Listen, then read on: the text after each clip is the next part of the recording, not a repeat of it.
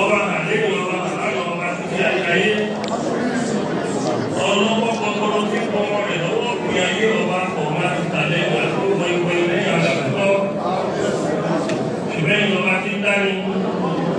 ẹ̀yin ọba ti ń lani ẹ̀yin ni ọ̀gbọ̀gbà tí ń paralé tí ń bara òkú ẹ̀yin ni alfa àtòmí ìgbà ọba tó bẹ̀rẹ̀ sí lọ́dún òkú lábẹ́sí eléwọ̀rì àdúgbà ìlọ́dọ̀ ti ní ìhò àdúgbà ogun tẹ́ dá sí ayé àdúgbà ogun tẹ́ dá sí àgbélé ọ̀run àdúgbà ogun tẹ́ dá sí sọ̀rọ̀ méje rẹ̀ méje tí ayé jẹ́ àdúgbò rẹ̀ ó lọ àdúgbà wà léyìn mo kí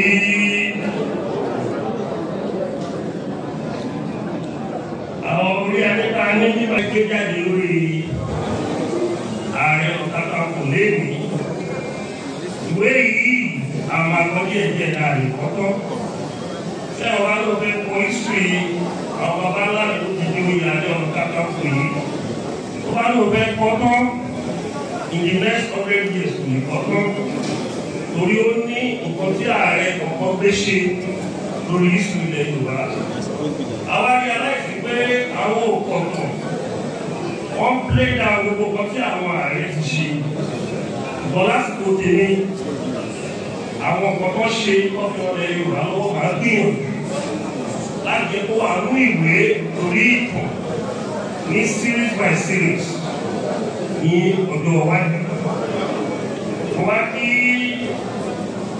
àwọn ọ̀dùnmọ́ kan bí ó Ààrẹ Oníkòyí ẹ̀ṣọ́ àbúrò Ààrẹ Onakakanfo nìyẹn ẹni ààrẹ ló bá ti jẹ ní Ààrẹ Onakakanfo àbúrò Ààrẹ Onakakanfo nìyẹn ẹjẹ àwọn Oníkòyí àbúrò parọ́ ní Oníkòyí náà jẹ́ wo àbúrò ìdàkùn Ààrẹ Onakakanfo ààrẹ náà ni o ààrẹ jẹ́ o Ààrẹ Oníkòyí ti of Yorùbá náà tó mo kí gbogbo àwọn pòfẹ́sọ̀ àní ọ̀pọ̀lọpọ̀ pòfẹ́sọ̀ bíbá yìí ọ̀dọ̀ fọ́nlẹ́lì press secretary ní orúkọ ọba nìkan ló fi síwájú ìlú ìwà yìí orúkọ ọba ní gbogbo lísì mú gbogbo ọ̀pọ̀ àyíkẹ́ ìjàpá táyé ìgbà àríkọ̀kọ̀ pàtílé ìtọ́lá lọ́kítà nígbà àmọ̀ pé ilé olúwa àdìyẹ káwọn mẹ́ta wa kọ́ wọ bíbá yìí lọ àdìyẹ kọ́ wa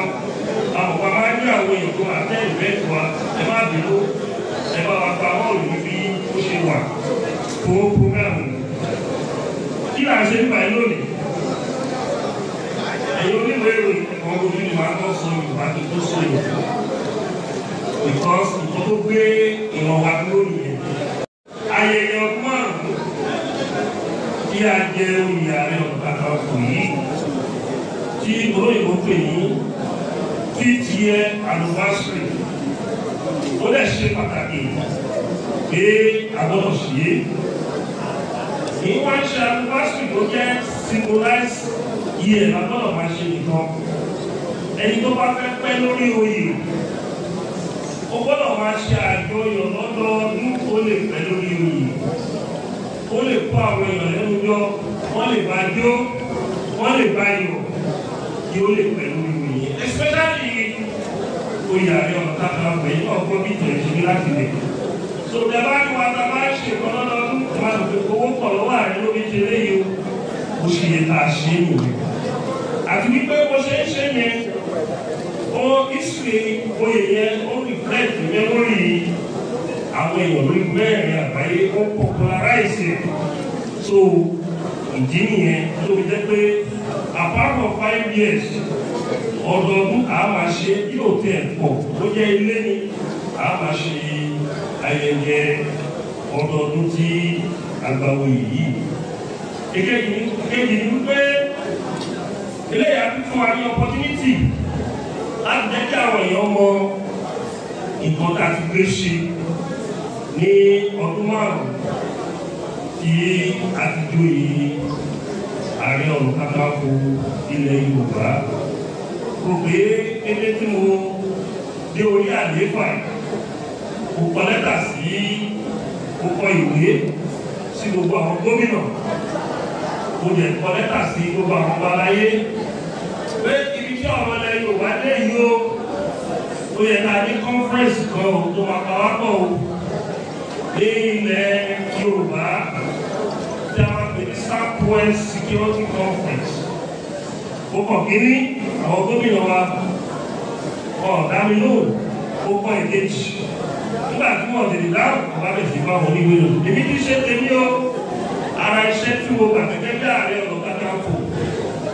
mo ti bẹ̀rẹ̀ o. Àwọn gómìnà wa ni wọ́n ti gbà wá lóhùn. Ṣùgbọ́n lẹ́yìn àti wọ́n fọ ìwé yìí lẹ́yìn ọdún kan àti oṣù méjì àwọn gómìnà wọ́n á gbé láti ṣe conference wọ́n lè pe àwọn ọba náà sí Ìbàdàn. Mo rò pé conference yìí olúwa bí Àmọ̀tẹ́kùn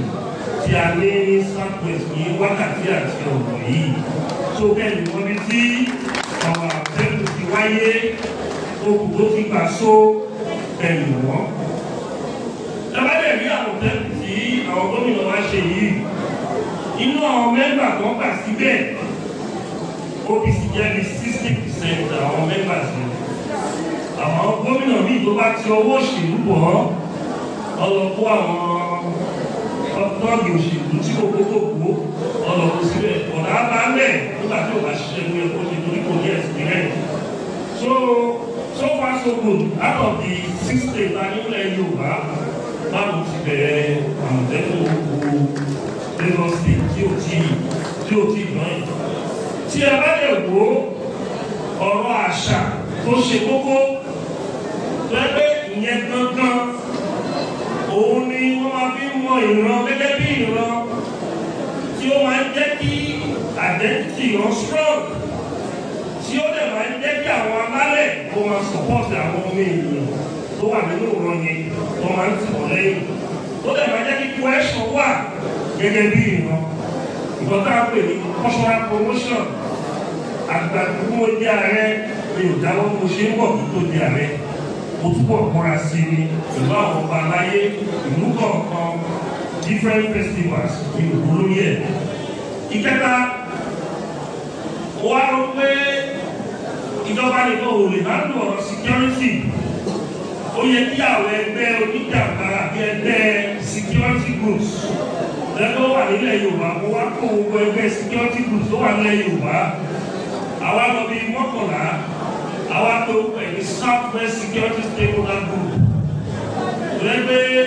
OPC Vigilante Contact Àgbẹ̀kọ̀yà Contact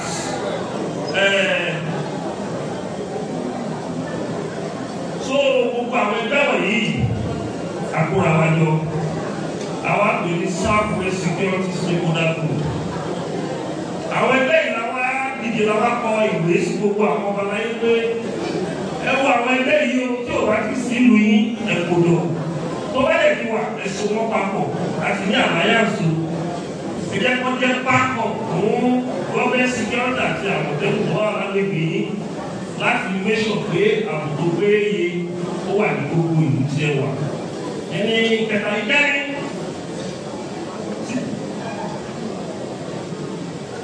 tí ìwọ̀n bá ṣẹlẹ̀ gbà ní Nàìjíríà tó bá kún sáyẹn Yorùbá lẹ́yìn àwọn oníwèé ìròyìn ló wà nígbà yìí tára àwọn oníwèé ìròyìn ló máa kọ́lẹ̀ fún ẹgbẹ́ kó rẹ̀spọ́ǹsì Ààrẹ ni báwọn bá kọ́lẹ̀ wà tó jù mí lọ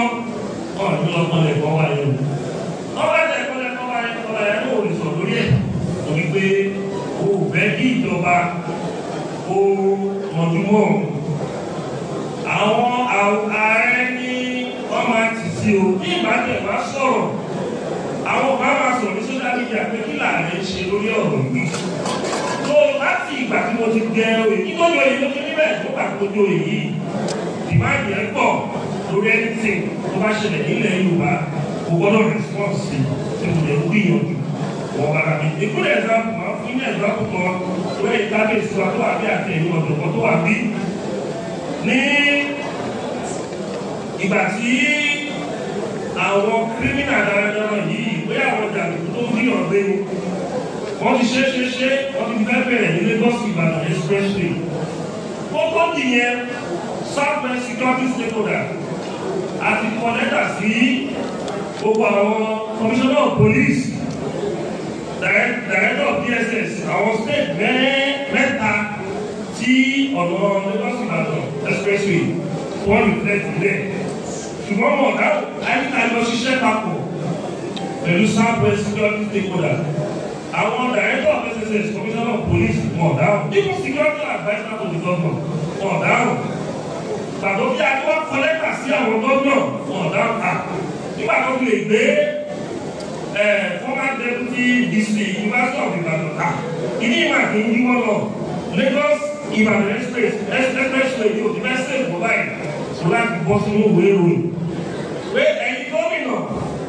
tí ọlọ́pàá ò bá àláwọ̀ wa ìbẹ́ yìí ní Àmọ̀tẹ́kùn lọ́wọ́ ẹ jẹ́ káwa Southwest security stakeholder group ká bá Àmọ̀tẹ́kùn ṣiṣẹ́ ká flush gbogbo àwọn criminals wọ́n wà ní Lagos Ibadan expressway bẹ́ẹ̀ bá ṣe àdìṣe fún ara wa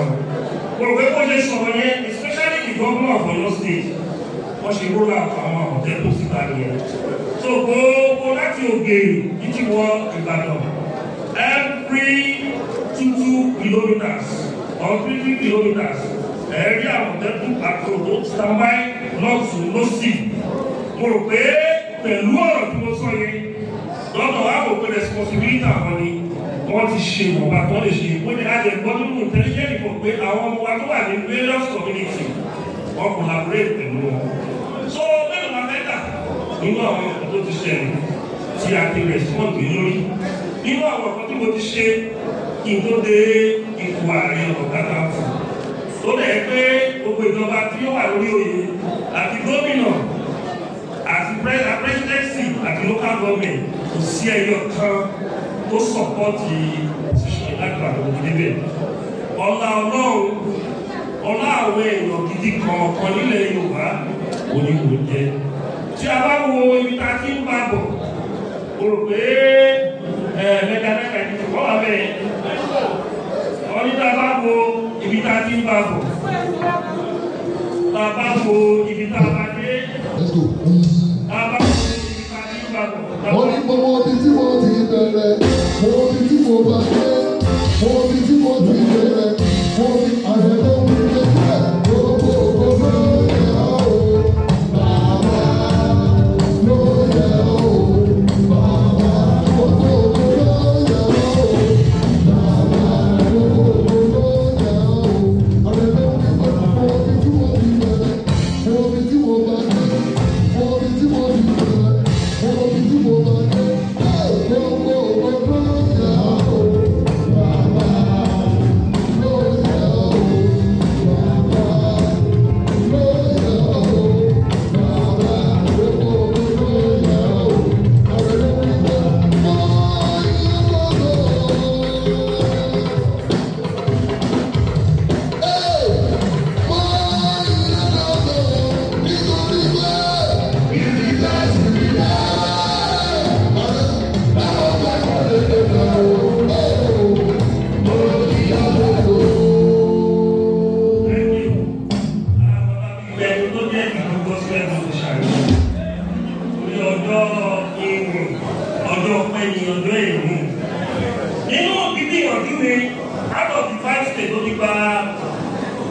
Àmọ̀tẹ́kùn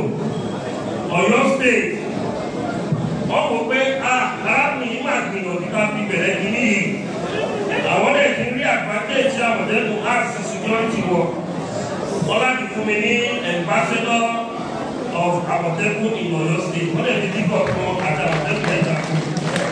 àwọn ló lè sọ sálárì àwọn mẹ́tẹ̀ẹ̀ta ẹ̀ láti àgbọ̀dì bẹ̀rẹ̀ tó mo fi àsìkò ìdúpẹ́ lọ́wọ́ Ọ̀yọ́ State. Mo dúpẹ́ lọ́wọ́ ìjọba láyé lẹ́yìn tí wà lẹ́yìn díẹ̀ wò pé wàhálà wá pọ̀ àgàgà bàbá wa ọ̀wá àjèrò ìfapá báyìí ti ṣe nígbèsè ayé wa kọ́kọ́ o ní àti zaki ọba àlúwa náà ojú ní dájá mi ò pẹ̀lú òtútù o ní ọkọ̀ kàkà fẹ́ lọ ṣiṣẹ́ OPU ní abroad bẹ́ẹ̀ náà ni ọba kí ni wọ́n máa ń bèrè lọ́wọ́ pé tó bá ti pé àmàdìrí bẹ́là ọba bẹ́là ọba onígbàyè wọ́n pè ọ̀dùnkú wa àjọ tíráàbù lọ sí ọ̀pọ̀lọpọ̀ orílẹ̀-èdè láti lọ kó àwọn ọmọ Yorùbá jọ lórí àṣà àti ìṣe ní ọ̀tẹ́lẹ̀ ìjàgbá òun là ń pè ní OP Yorùbá progressive union. Àwọn ọba yìí gbìyànjú ó lè jẹ́ pé akérò bá ṣàṣà wọ́n máa ń yẹ̀ wá sẹ́kẹ̀ẹ́ lábẹ́ ìṣàdá òun tẹ̀lé wa lọ. Àwọn ọba alẹ́ close mọ́tọ́ ní o ọwọ́ ẹ̀jọ̀ ọba tó close mọ́ àwọn ẹlẹ́kọ̀ọ́ tàbá ní sáàt mo ní ìkan mo ní ilẹ̀ tẹ́ẹ̀ta ẹ̀ta àtẹ̀jáde nígbà àdúgbẹ́ lọ́wọ́ alẹ́bí àdúgbò yìí dúpẹ́ lọ́wọ́ lábẹ́sì ikú bàbá yẹ gbé iṣẹ́ bàbá yẹn ṣe fúnlẹ̀ Yorùbá tó lọ nìyẹn bàbá yẹn bí pressure ṣe wà lórí ẹ̀kọ́ ó ní sọ wípé Ààrẹ Onakakanfo tó ń sọ ní ìkàdógún òun nígbàgbára òpè tó lọ́ṣẹ̀lú tó kàn máa lọ bóyè yẹn sílé bí oyè yẹn ṣe dá tó lẹ́bàá àwọn ọmọ ti kìlóyà ló jẹ́ bàbá yóò gbowó ó fi tọkàntọkàn ó ṣiṣẹ́ ìpínlẹ̀ Yorùbá tó bá lè rọ ní sítẹ́mẹ̀ntì ẹ̀ ó ṣiṣẹ́ ìpínlẹ̀ Yorùbá ó sọ ó ní mo fi ṣe lẹ́yìn báyìí Yorùbá ó sì lọ́wọ́ o bí a bá bàbá yẹn kọ̀ ká sì tòun ilé tó tó òkè lọ kò pé 3 years ó yìí sọ wá sí 4 years tí ọlọ́jọ́ lójú bàbá wọ àjà wọ́n á ṣiṣẹ́ yẹn fún ilẹ̀ Yorùbá kí Ọlọ́run fẹ́ lédùn wọ̀ ìfúnwá tẹ́ bàbá aláàbò sí afẹ́fẹ́ ìrìn ẹni tí ìlú Ọ̀yọ́ máa yọ báyìí àwọn Ọ̀yọ́ bẹ̀sí máa bí ó bẹ́ẹ̀ Ọ̀yọ́ bẹ̀sí ayọ̀ wájì Ọ̀yọ́ bẹ̀sí ẹni tó rẹpísẹ́ẹ̀tì Ọ̀yọ́ bẹ̀sí ó wà lórí ìjókòó wọn wà lẹ́gbẹ̀ẹ́ mi ń bẹ̀yẹ because tá a bá ṣe ìkọrú eléyìí tí ò sí Ọ̀yọ́ bẹ̀sí bẹ́ẹ̀ pé ó ṣùgbọ́n olórí Ọ̀yọ́ bẹ̀sí tó jẹ́ ilé Ọ̀yọ́ sì bá ṣọ wọ́n ṣe ọdún lẹ́nu ní Ọ̀yọ́ èmi ìtọ́ ni ọdún wọn pọ̀ sí wọ́n ṣe lẹ́nu ní Ọ̀yọ́ àìjẹ́ bẹ́ẹ̀ bá ṣọ ọkọ̀ lọ́lẹ̀ máa rí lẹ́gbẹ̀ẹ́ ìtọ́jú kù àkọ́pẹ́ àwọn Ọ̀yọ́ mẹ́sì àwọn ọkọ̀ bá wọ́n ṣọdún àwọn ọkọ̀ wá sí bíbà àwọn Ọ̀yọ́ mẹ́sì jẹ́ pé àwọn lápàṣẹ ìlú Ọ̀yọ́ àwọn méjì wà ní ìjókòó pẹ̀lú wa bíbà ìkọ́ wà pẹ̀lú bíbà ìkọ́ wà pẹ̀lú bíbà ìkọ́ wà pẹ̀lú Ọ̀yọ́ mẹ́sì. ó lè dúpẹ́ lọ́wọ́ nínú kan ló wá Ààrẹ ìta ṣùgbọ́n jẹ́ ìwà pé Ààrẹ Onakakanfo adúpẹ́ lọ́wọ́ náà wípé ní oṣù tó kọjá lọ Lagos State approve ẹ̀ gẹ́gẹ́ bí ọba Àdàbà ọ̀nà wà ní omi báyìí ìtọ́nú àwọn olóyè Ààrẹ tẹ́lẹ̀ ní ó ti di ọba ìlú Èkó mélòó la fẹ́ sọ ọdún ẹ̀ lọ́wọ́ ìyàwó mi àyíká Onísọ́lá fún gbogbo ìgbóso wọn wá fẹ́ lọ́wọ́ ẹgbẹ́ tó gbé ní ìdílé ẹgbẹ́ tó ẹgbẹ́ nígbà òjò nígbà ẹ̀rọ wọ́n wà lẹ́yìn mi wọ́n gbìyànjú Yorùbá People's Congress àti Yorùbá Progressive Union àwọn ẹgbẹ́ méjì yẹn àwọn ní gbogbo ìràwọ̀ mi àwọn ní gbogbo ògbó mi ẹgbẹ́ kan tó wá gbìyànjú sí láàrin ní ọdún méjì àtọ̀sígbà àtàwà yìí Yorùbá wọn bọ̀ ẹ̀sìn wọn pè ní wọn òbí lókè so àwọn ẹgbẹ́ mẹ́tẹ̀ẹ̀ta yìí wọ́n ṣe bìrìbìrì méje ẹ̀yà mẹ́fà wọ́n ṣe fún mi òdúgbò lọ́wọ́ yìí wọ́n lè lọ́wọ́ Southwest security stakeholders lẹ́nu bàbá yìí ẹ̀kọ́ sì ní ẹ̀wọ̀ pé ọ̀tọ̀ọ̀tọ̀ lẹ́gbẹ́tẹ̀ ti wá ẹgbà fún mi ní àgbà náà gbogbo àwọn ẹgbẹ́ tó wà ní Southwest security stakeholders gbogbo wọn ní àbúrò òdúgbò lọ́wọ́ Mrs. Kuku ló ṣe àkọ́kọ́ wa